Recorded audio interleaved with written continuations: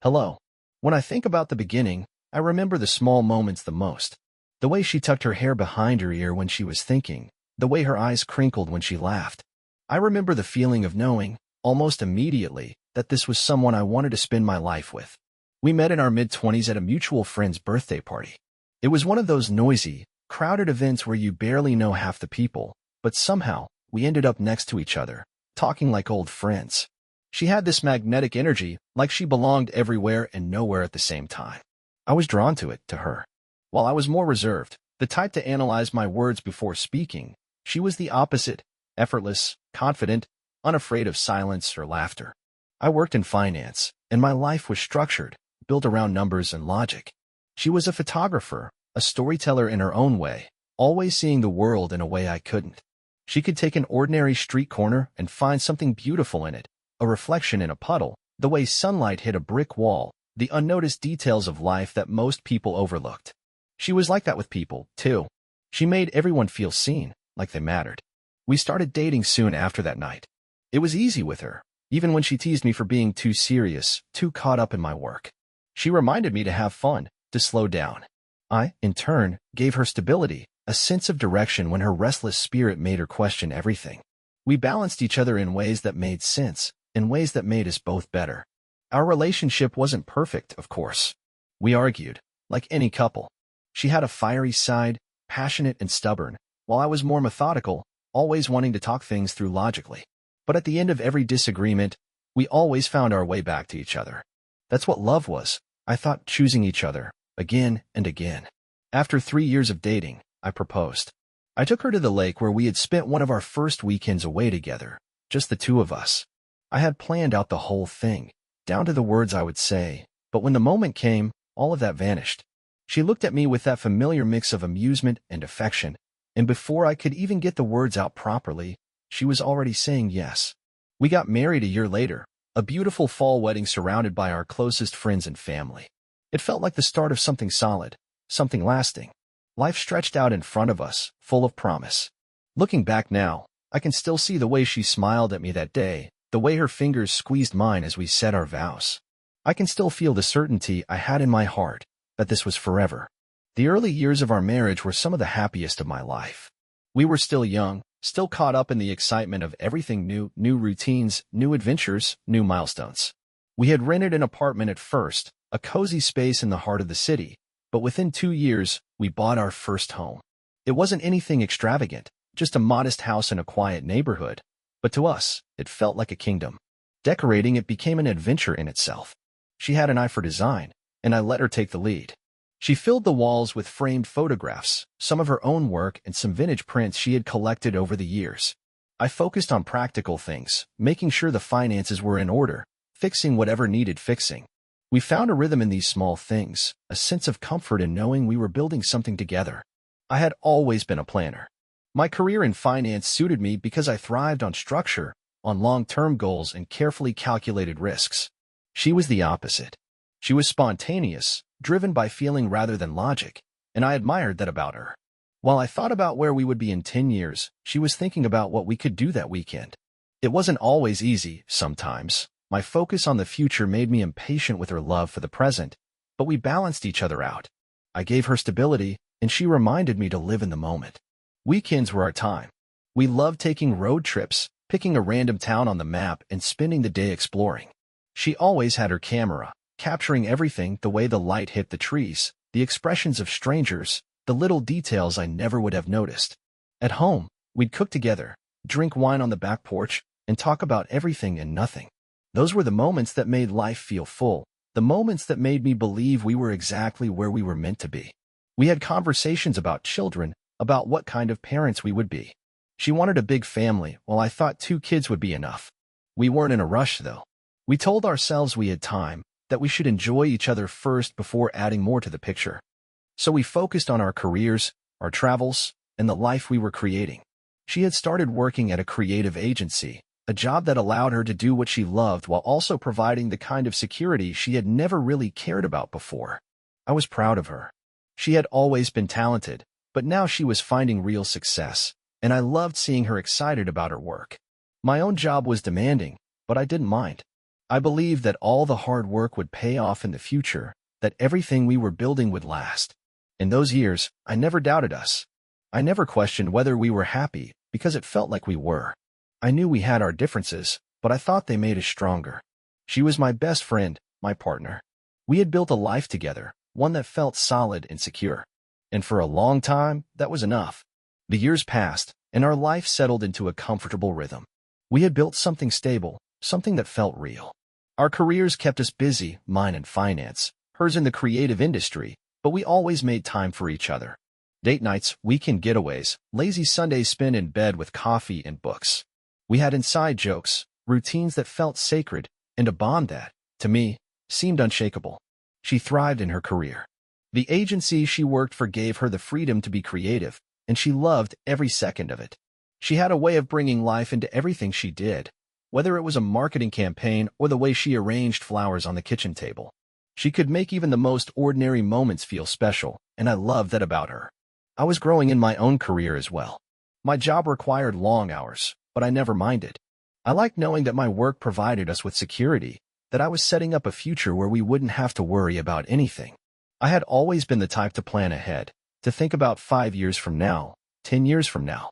I wanted to give her a good life, the best life. We talked about starting a family more seriously as we neared our mid-30s. She still wanted a big family, but she was hesitant, torn between her love for her work and her desire to be a mother. I told her we didn't have to rush, that we could wait until the timing felt right. We both knew there was no perfect moment, but we kept telling ourselves there would be one eventually. In the meantime, we filled our lives with the things we loved. We traveled when we could, though less frequently than before. I worked late more often, and she started going out more with friends from work. It was never anything unusual, just small shifts that seemed natural as we both grew into our lives. I never questioned it. We were happy, or at least, I thought we were. Even as our schedules became busier, even as our routines shifted, I never doubted her. She was my wife, my partner, the person I had built this life with. When she told me she wanted to start going to the gym more often, I supported her. When she talked about wanting new experiences, I encouraged her. I believed in giving each other space, and trusting that no matter how much life changed, we would always be on the same path. Looking back, I can see how easily we convince ourselves that love is unshakable. That just because something has been strong for years, it will always be strong. That the promises we made in the beginning will always be enough to hold us together. But life doesn't work like that. And neither does love. I don't know the exact moment things started to change. Not in a way that I could pinpoint, anyway. Looking back, I can see the signs, small, almost imperceptible shifts that, on their own, meant nothing. But together, they were pieces of something larger, something I was too blind to see at the time. It started with her restlessness. She had always been someone who needed new experiences, new challenges, but lately, it had become more pronounced. She started talking about personal growth, about not wanting to feel stuck. At first, I thought it was just a phase, something everyone goes through as they get older. We had been together for years. It made sense that she would crave something different. She began focusing more on herself. She started working out religiously, spending hours at the gym. She was careful with what she ate, more conscious of her appearance. She had always been beautiful to me, but now, she seemed almost obsessed with looking a certain way. I was proud of her, told her how amazing she looked. I never thought to ask who she was trying to impress. Her phone became a permanent fixture in her hand. Late at night, she would lie in bed scrolling, smiling at something on the screen. If I asked, she would say it was just work messages or something a friend had sent her. She wasn't the type to hide things, so I didn't push. I trusted her. Then there were the nights out. She started going out more often, meeting coworkers for drinks, staying out late. It wasn't unusual at first. She had always been social. But there was something different about it now. She wouldn't text me as much when she was out. Sometimes, she would come home smelling like perfume that wasn't hers, a faint trace of cologne lingering in the air. When I asked how her night was, her answers were vague. It was fun. Nothing special. Just catching up. She was pulling away, and I could feel it. The warmth between us, the ease of our conversations, the laughter we used to share, it was fading. Our intimacy became rare, almost non-existent. She was always tired, always distracted. When I tried to bring it up, she would brush it off, say she was just stressed, that I was imagining things. I wanted to believe her. I needed to believe her. But something had changed. And no matter how much I tried to convince myself otherwise, I could feel it slipping through my fingers. The distance between us grew in ways I couldn't ignore, no matter how much I wanted to. It wasn't just in the little things anymore. It was in everything. She was present, but she wasn't really there. Conversations became shorter, more surface level. She stopped asking about my day, stopped sharing details about hers. It was as if a wall had been built between us overnight, and no matter how hard I tried, I couldn't break through. She became protective of her phone in a way she never had before. She used to leave it anywhere, on the kitchen counter, the coffee table, next to me on the couch. Now, it was always with her, always face down. If it rang, she would glance at the screen and then decide whether or not to answer. If I walked into the room while she was on it, she would quickly lock it, as if whatever she had been doing wasn't meant for me to see. Her excuses became more frequent. Late nights at work. Gym sessions that lasted longer than usual. Plans with friends that never seemed to include me. I told myself that she was just busy, that it was normal for people to go through phases of wanting more independence. I had always believed in giving her space, trusting that she would always come back to me. But trust only works when it isn't being broken. The intimacy between us disappeared almost entirely. I reached for her, and she pulled away. She had always been affectionate, the kind of person who would wrap her arms around me in the kitchen for no reason, who would run her fingers through my hair absent-mindedly while we watched a movie. Now, I could barely get her to hold my hand. I started to wonder if I had done something wrong. Had I become too focused on work? Had I stopped making her feel special? I tried to fix it. I planned date nights, surprised her with small gifts, told her how much I loved her. She smiled, thanked me, but there was something hollow in her responses, like she was going through the motions rather than feeling anything real. Then there were the moments that sent ice through my veins, things that couldn't be explained away. One night, I came home from work earlier than expected. I had texted her, but she hadn't responded. When I walked through the door, I heard the hurried sound of footsteps upstairs, the rustling of fabric, the closing of a drawer. She came down a few minutes later, her face slightly flushed, her shirt wrinkled in a way that made my stomach twist. She smiled at me like nothing had happened. "You're home early," she said, and for the first time, I heard something in her voice that didn't belong, something that sounded like nervousness. I wanted to believe she had nothing to hide. I wanted to believe that my wife, the woman I had built a life with, the woman I had trusted with everything, wasn't keeping secrets from me. But something was happening. Something I couldn't ignore anymore. Denial is a dangerous thing. It keeps you clinging to illusions long after reality has made itself known. I had seen the signs, her growing distance, the way she guarded her phone, the late nights and vague explanations, but I told myself it was just a rough patch, something we could work through. Every couple goes through phases, I reasoned. This was just one of ours. But then she said something that shattered any remaining illusions I had about our marriage. It was a quiet evening, one of the rare nights she didn't have plans. We were sitting on the couch, watching a show she had picked out, though I wasn't paying attention. Lately, I had felt more like a spectator in my own home than a participant in our life together. She seemed restless, like she had something on her mind, and eventually, she muted the TV and turned to me with an expression I couldn't quite place. "I've been thinking about something," she said carefully, "and I want to talk to you about it." I nodded, feeling a slight unease in my stomach. There was a carefulness in her voice that told me whatever was coming wasn't good. "I feel like we've been together for so long, and I love you, but I don't want us to get stuck in routine. I think we should be open to new experiences, new connections." I stared at her, confused for a moment, before realization hit me like a punch to the gut. "You're talking about an open marriage?" I asked, my voice flatter than I intended. She exhaled, relieved that I understood. "Yes, I just think it could be good for us, you know? We've been together for years, and maybe it's time we give ourselves the freedom to explore."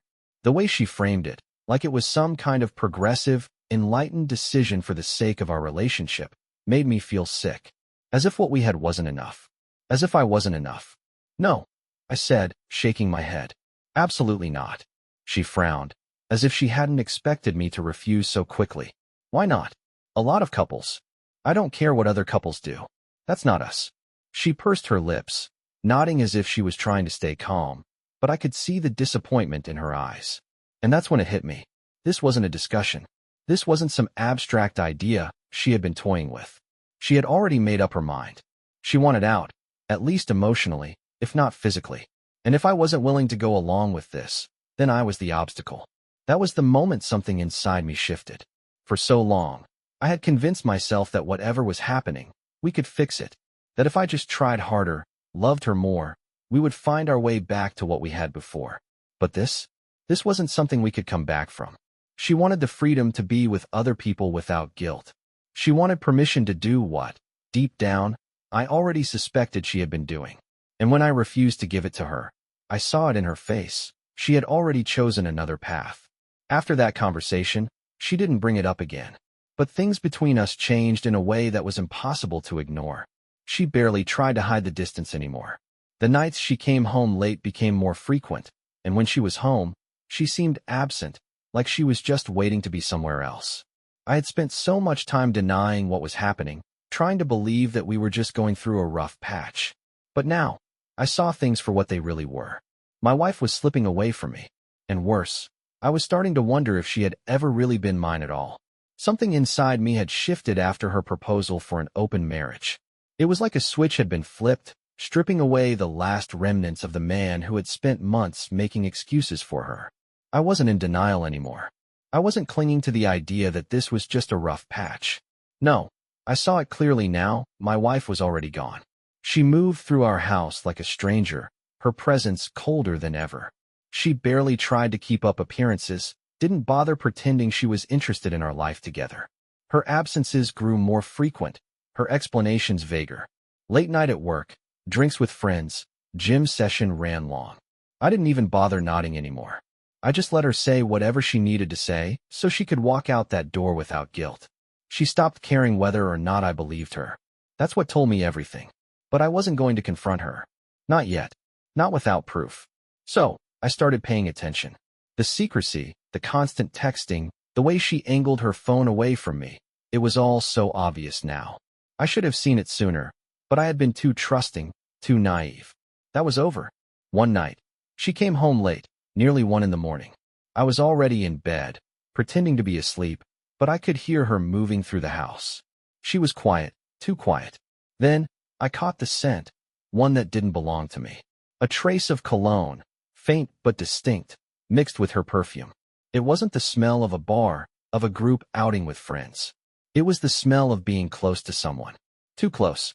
I clenched my jaw, keeping my breathing steady. She slipped into bed without a word, as if nothing had happened. I didn't say anything. I didn't move.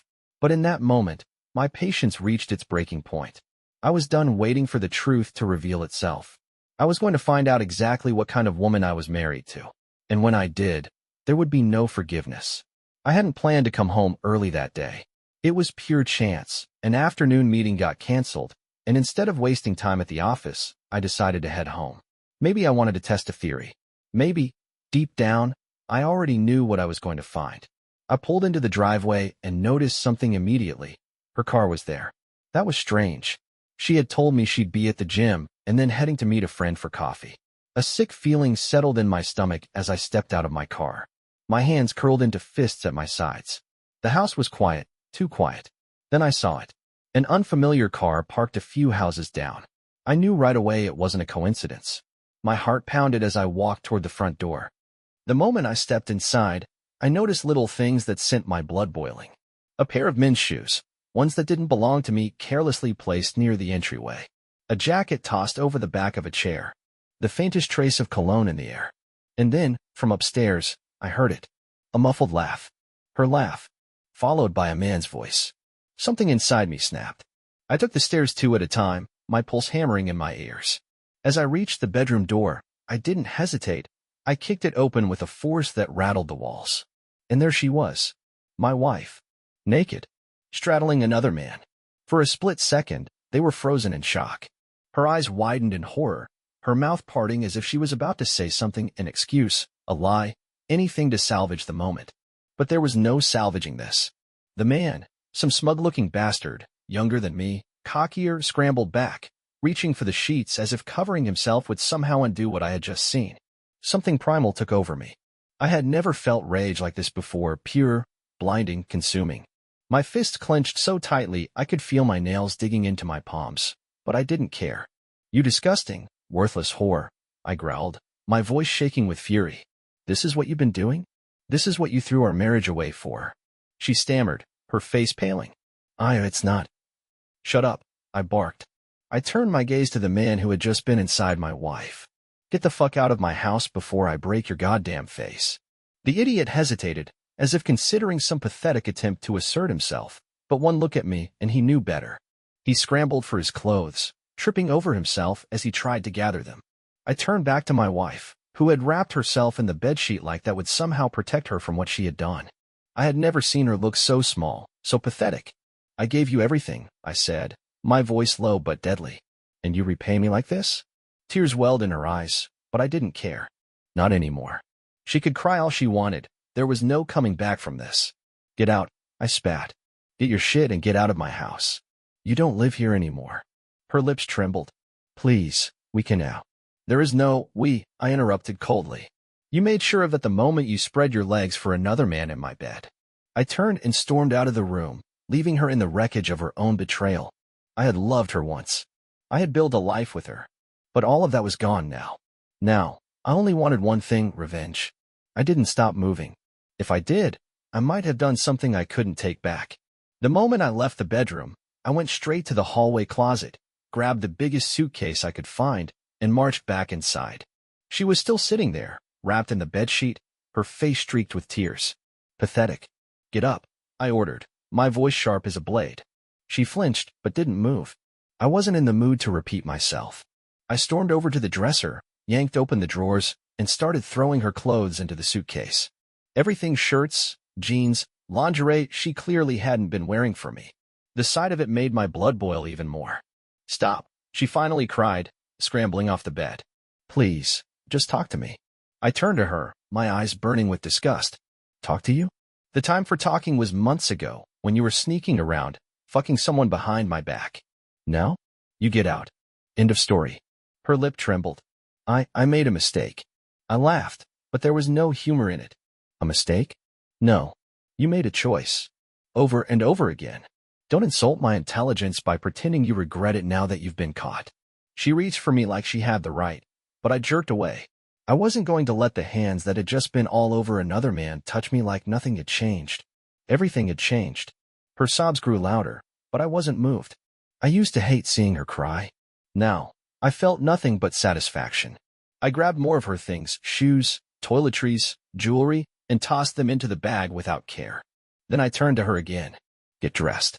Get out. And don't come back. She shook her head wildly. I have nowhere to go. Not my problem.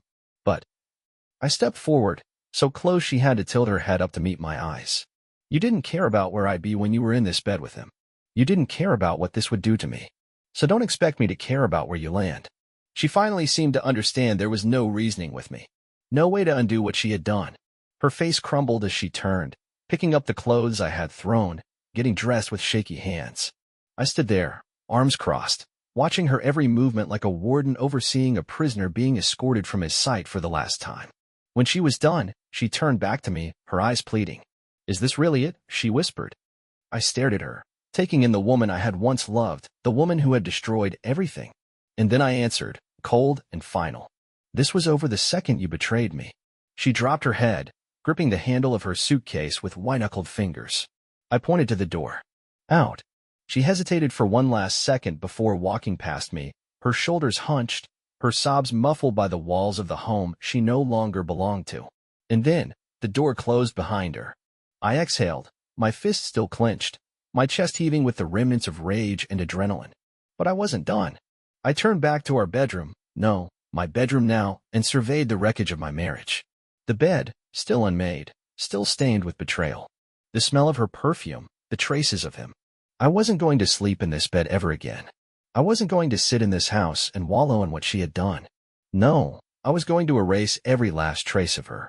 And by the time I was finished, it would be like she had never existed at all. The moment she was gone, I sprang into action. I wasn't going to let her scent linger in my home, in my life. I refused to let this place, my place, become a shrine to the betrayal she had carved into my back. I started with the bed. The sheets, the pillows, the blankets, everything she had touched, everything he had defiled, it all went straight into a trash bag. The mattress? That was next. I dragged it out of the bedroom, down the hall, and through the front door, not caring if I scraped the walls or scuffed the floor. I didn't stop until I had dumped it onto the curb like the worthless piece of garbage it had become. Then I went back inside and kept going. Every framed photo of us, gone. I ripped them off the walls, tore the pictures into shreds, and stuffed the pieces into another trash bag. Clothes she had left behind? Into the fire pit in the backyard. Jewelry I had bought her? I threw it into a shoebox and shoved it in the darkest corner of the attic, where it would collect dust, just like my memories of her. I moved through the house like a man possessed, fueled by something deeper than anger, something raw and primal. It wasn't just about getting rid of her things.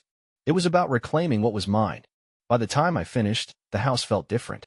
Lighter. Cleaner. As if her presence had been nothing more than a stain I had finally scrubbed away. But it wasn't enough. I wanted her to feel what I had felt. To suffer the way I had suffered. I picked up my phone, my hand steady despite the storm inside me, and called her family. Her sister answered, sounding surprised. "She's on her way to you," I said flatly. "Because she sure as hell isn't staying here." A pause. "Wait. What? What happened?" "She cheated. I caught her in our bed with another man." Silence. Then a sharp intake of breath. "Oh my God. Tell your parents. Tell your friends. I don't give a damn. Let everyone know exactly why she no longer has a husband or a home." I hung up before she could respond. But I wasn't finished yet. I sat down at my desk, opened my laptop, and went to our bank accounts. We had a shared account, something we had started early in our marriage for bills and expenses. But my personal accounts? The ones she had no access to? That was where the real money was. I transferred everything that was mine into a separate account, leaving just enough in the shared one to cover the bills for the rest of the month.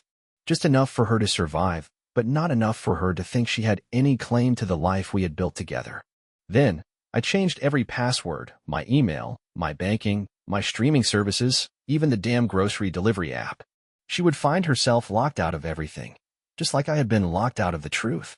Finally, I picked up my phone one last time and dialed my lawyer. "I want to file for divorce," I said as soon as he answered. And I want it to be brutal. That was the moment I knew. I wasn't just kicking her out of my house. I was kicking her out of my life. For good. The morning after I threw her out, I woke up to silence. For the first time in years, I wasn't listening for her footsteps, her movements, her voice in the other room. There was no scent of her perfume in the air, no trace of her presence anywhere in the house. And I had never felt more at peace. I got up, stretched, and walked into the kitchen. It was cleaner than it had ever been. No clutter, no stray coffee mugs she had left behind, no signs of the woman who had once called this place home. Because she didn't anymore. I ignored the dozens of messages on my phone, hers, her sister's, a couple of mutual friends who had clearly heard what happened. I didn't care what they had to say. There was nothing to explain. She made her choices, and I made mine. By the afternoon, I had already met with my lawyer. He had reviewed everything, our assets, our shared accounts, the prenup I had thankfully insisted on before our marriage. She would get nothing from me. No alimony, no house, no second chances. I wanted her out of my life with the same finality that she had destroyed our marriage. The papers were drafted and sent that same evening. Delivered straight to her sister's house, where she had been staying since I threw her out. She called me. I didn't answer. She texted.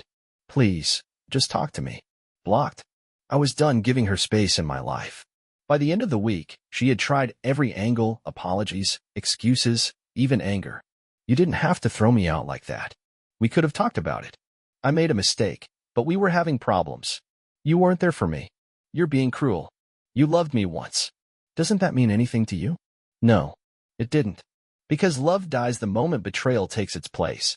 I didn't care where she went, what she did, or who she turned to now that I was gone. She was nothing to me. Just a lesson learned. And as I stood in the house that no longer felt like a prison, as I looked around at the life that was mine again, I realized something. I wasn't broken. I wasn't weak. I had survived the worst kind of betrayal. And I had come out stronger. Because in the end, she had lost everything. And I had lost nothing worth keeping. Bye-bye.